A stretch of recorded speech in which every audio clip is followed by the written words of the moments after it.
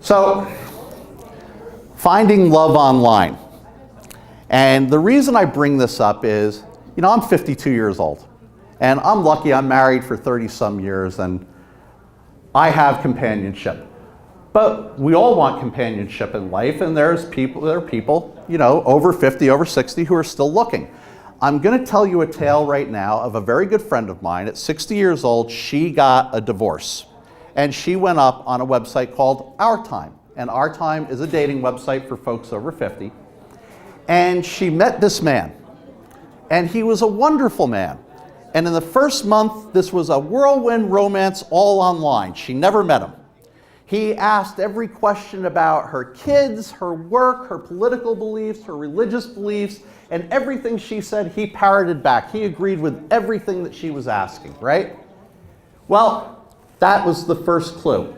The first month that you're talking to these scam artists, it seems perfect. Everything's wonderful, right? This is the love of your life. You just found that man or woman online. Aren't you lucky?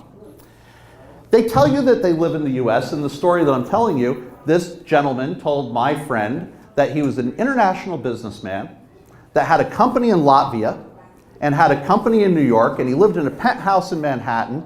And boy, he wanted her to come live with him in Manhattan for the summer and spend, you know, this great summer with him. But he travels a lot. He goes to Latvia about every 2 weeks. That was the second clue.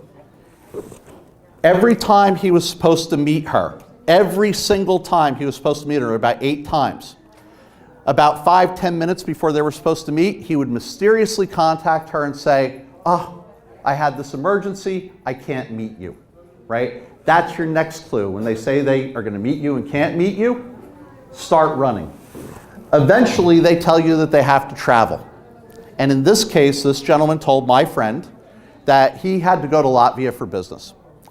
And then he sent her an email saying, "Oh, there's a problem with my visa, and I can't come back home." And then he sent her another email and said, "Oh, the Latvian government just froze my account, so I have no money." And then the payload. He sent her an email, and I want you to remember this, about 2 months worth of time. He's told her how much he's in love with her. They're going to spend the rest of their lives together. He's never met her. He's canceled on every meeting. He's talked to her on the phone, but he's canceled on every meeting. And now he came back and asked her for $10,000. Give me $10,000 and I can straighten out everything that's wrong with my visa, get my accounts unfrozen, and I can fly back to the US to you, my darling. At this point, my friend became suspicious and came to me and said, "What do you think?" And I said, "I think you should break off all communications with this guy and break it off now." So be cautious. You can have friends online, right? And this even transcends the dating world. You can make friends online. You can make friends in the world. But if the banter becomes too intense too quickly and you're uncomfortable with it, just walk away. Don't encourage it. Just walk away. You can always make friends. You don't need friends online. If every time you're supposed to meet that person, some mysterious reason comes up they can't meet you, just walk away. And the number one thing I always say, you know, I said I'm married 30 years, but if I were in the dating world today, with the way things are on the internet and how everything can be a scam, you have to protect yourself. If I were talking to someone, let's say I was talking to a lady, and she came to me and said, "You know what, Mike, the internet's a dangerous place. There's a lot of scam artists out there. So what I'd like to do is do a background check on you. So give me your name, give me your address, and give me your date of birth. Don't ever ask for social security numbers because then they're going to become suspicious that you're trying to steal from them.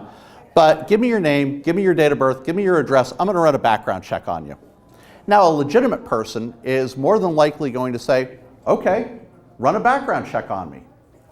But a scam artist is going to come back and say, "What, you don't trust me?